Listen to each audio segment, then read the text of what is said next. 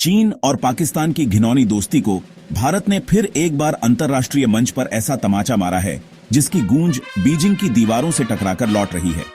SSO यानी Shanghai सहयोग संगठन की डिफेंस मिनिस्टर्स मीटिंग में जब सभी देश एकजुट होकर आतंकवाद के मुद्दे पर संयुक्त बयान पर हस्ताक्षर करने की तैयारी में थे, तब भारत ने उस समय गेम बदल दिया जब उसने साफ कहा, अगर पहलगाम नहीं तो हस्ताक्षर नहीं।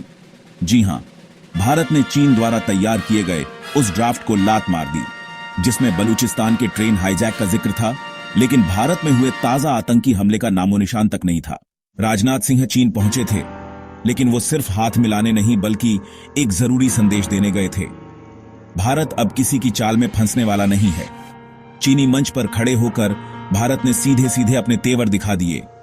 जैसे ही उन्हें संयुक्त बयान का मसौदा दिखाया गया, उन्होंने झट से देखा कि इसमें पहलगाम में हुए आतंक की हमले की कोई चर्चा नहीं है, जबकि पूरी दुनिया जानती है कि पहलगाम में हुआ हमला सिर्फ भारत पर नहीं बल्कि मानवता पर हमला था।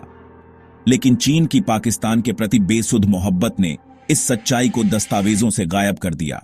अब सोचिए, चीन उस संगठन का मेजबान था जहां 10 देश बैठकर एक साथ आतंकवाद के खिलाफ अपनी प्रतिबद्धता दोहराने जा रहे थे, लेकिन चीन ने अपने सबसे पुराने गुलाम दोस्त पाकिस्तान को खुश करने के लिए उस आतंकवादी घटना का ही जिक्र नहीं किया जिसे भारत ने अंतर्राष्ट्रीय मंचों पर कई बार उठाया है।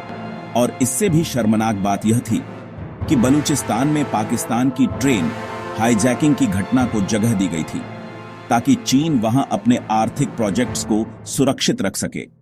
इससे साफ पता चलता है कि चीन को आतंक से नहीं अपने स्वार्थों से मतलब है। राजनाथ सिंह के इनकार के बाद पाकिस्तान के रक्षा मंत्री ख्वाजा आसिफ की बगलें झांकती तस्वीरें कैमरे में कैद हो गईं।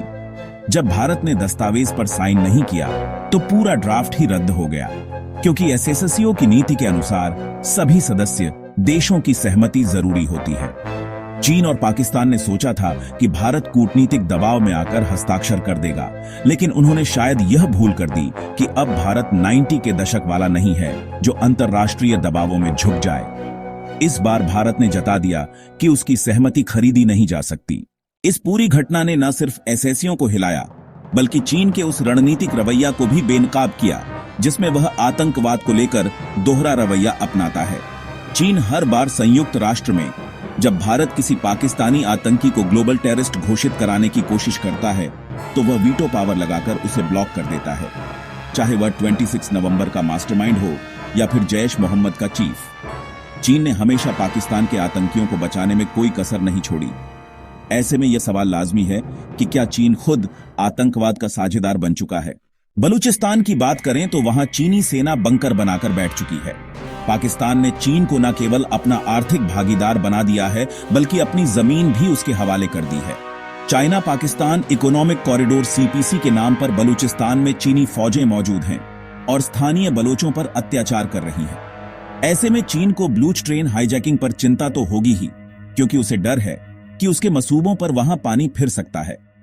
लेकिन भारत की पीड़ा, भारत की सुरक्षा, आतंक के खिलाफ भारत का संघर्ष, यह सब चीन के लिए कभी मायने नहीं रखते।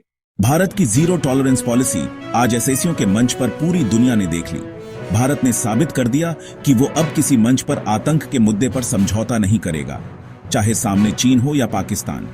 राजनाथ सिंह का स्टैंड इतना सख्त और स्पष्ट था कि बाकी देशों को भी झटका लगा कि भारत अब सॉफ्ट डिप्लोमेसी से डायरेक्ट एक्शन के द्वार में आ चुका है। यह वही भारत है जो अब ना सच्चाई को छुपाता है, ना चुपचाप अनदेखा करता है। इसका एक और जबरदस्त पहलू तब सामने आया जब खबर आई कि ब्रिक्स समिट में चीन के राष्ट्रपति शी जिनपिंग हिस्सा नहीं लेंगे। वजह, भारत के प्रधानमंत्री को ब्राजील की सरकार ने स्टेट डिनर के लिए खास न्योता भेजा है।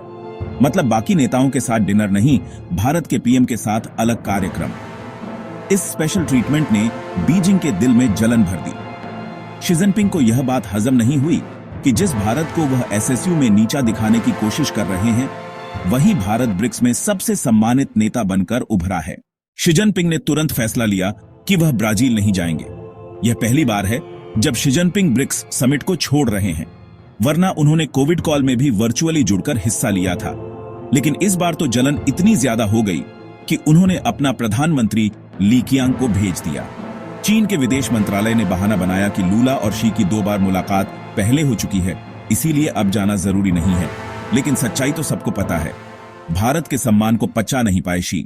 ब्राजील के राष्ट्रपति लूला द्वारा प्रधानमंत्री मोदी को स्टेट डिनर पर बुलाना कोई सामान्य घटना नहीं थी। यह ब्राजील की तरफ से यह संकेत था कि ब्रिक्स में अब भारत का कद सबसे बड़ा है, वो नेता जो भविष्य की दिशा तय करेगा।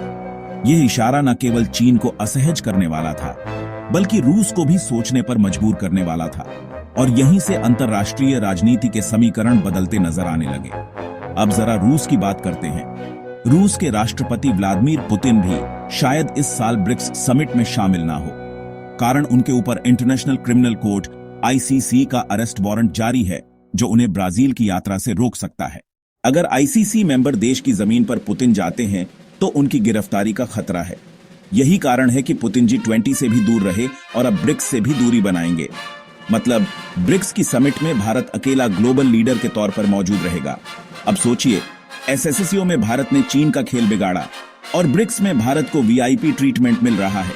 चीन हिल गया है, पाकिस्तान हक्का बक्का है और अमेरिका मुस्कुरा रहा है, क्योंकि अमेरिका कभी नहीं चाहता था कि ब्रिक्स और SCO जैसे संगठन उसके खिलाफ खड़े हो।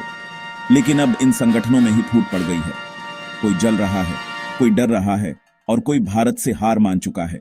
कई विश्लेषक इस घटनाक्रम को भारत की विदेश नीति की जीत मान रहे हैं, और क्यों ना माने। भारत ने न केवल SCO में चीन के आतंक प्रेम को उजागर किया, बल्कि ब्रिक्स में उसे कूटनीतिक रूप से अलग थलग भी कर दिया। भारत का यह स्टैंड अब नए भारत की पहचान बन चुका है। जो बात कहनी है वह साफ साफ कहता है, चाहे दुनिया के सबसे ताकतवर देश ही सामने क्यों ना हो। इतना ही नहीं, इस पूरी प्रक्रिया से भारत ने सेंट्रल एशिया के देशों रूस और ब्राजील जैसे राष्ट्रों को भी यह संदेश दे दिया कि भारत अब मजबूरी में नहीं, शर्तों पर दोस्ती करता है। SCO और ब्रिक्स जैसे मंच अब भारत के लिए डिप्लोमेटिक टूल बनते जा रहे हैं, न कि दबाव के मंच। और इस नए रूप में भारत को देखकर अमेरिका, यूरोप और जापान तक रणनीति बदलने पर मजबूर हैं। बलूचिस्तान के स्वतंत्रता सेनानियों ने भी भारत के स्टैंड का समर्थन किया। उन्होंने कहा कि भारत ने जिस तरह चीन पाक गठजोड़ के आतंकवादी एजेंडे को नाकाम किया है, वह सराहनीय है। बलूचों ने यहां तक कहा कि भारत ने उस पत्र को ब्लॉक करके ब्लूच ट्रेन हाईजैक को आतंकवाद की श्रेणी में जाने से बचा लिया, जो उनकी आजादी की लड़ाई को बदनाम कर देता। भारत ने सिर्फ दस्तावेज पर साइन करने से इनकार नहीं किया, बल्कि पूरी SCO की बैठक का एजेंडा ही बदल दिया। जो SCO कभी पाकिस्तान के इशारे पर चलती थी, अब वहां भारत की नापसंद चीजें नहीं चल पाती। यह वही SCO है जिसमें 2017 में भारत और पाकिस्तान को एक साथ जोड़ा गया था। लेकिन आज भारत वहां एक सशक्त राष्ट्र के तौर पर खड़ा है और पाकिस्तान पिछलग्गू बनकर छुपता फिर रहा है। इसका एक और दिलचस्प पहलू तब सामने आया जब भारत के राष्ट्रीय सुरक्षा सलाहकार अजीत डोभाल मीटिंग से पहले चीन जाकर वांगी से मिलकर आतंकवाद का मुद्दा उठाए थे। मतलब रक्षा मंत्री से पहले ही ग्राउंड तैयार कर दिया गया था कि भारत किस मुद्दे पर अड़िग रहेगा। इसके बावजूद जब चीन ने दस्तावेज से पहलगाम का नाम हटा दिया, तो भारत ने वो काम किया जो शायद कोई और देश नहीं करता, पूरा ड्राफ्ट ही फाड़ दिया। अब आने वाले वक्त में भारत की इस रणनीति से चीन को दोहरी मार पड़ेगी। एक तरफ उसका पाकिस्तान प्रेम दुनिया के सामने नंगा हो गया है, और दूसरी तरफ ब्रिक्स में भारत की प्रतिष्ठा इतनी ऊंची हो गई है कि चीन उससे बराबरी तक नहीं कर पा रहा। शी जिनपिंग का ब्रिक्स में अनुपस्थित रहना इस बात का संकेत है कि वह भारत की कूटनीतिक चालों के सामने हताश हो चुके हैं। भारत का यह रवैया बताता है कि वह अब सिर्फ बैठकों में शामिल होने वाला सदस्य नहीं रहा, बल्कि वह एजेंडा तय करने वाला नेतृत्वकर्ता बन चुका है। चाहे SCO हो, ब्रिक्स हो या G20, हर मंच पर भारत अब निर्णायक भूमिका निभा रहा है। और यह परिवर्तन ऐसे समय में आया है जब वैश्विक राजनीति अस्थिरता से जूझ रही है और सभी को एक भरोसेमंद निर्भीक नेतृत्व की जरूरत है। तो साथियों, अब वक्त है उस नए भारत को पहचानने का जो ना झुकता है ना बिकता है, जो चीन को उसी की भाषा में जवाब देता है और पाकिस्तान को उसकी औकात दिखाता है। भारत ने SCO में अपने फैसले से दिखा दिया कि आतंकवाद के मुद्दे पर कोई समझौता नहीं, वर्टिकल बार। जय हिंद।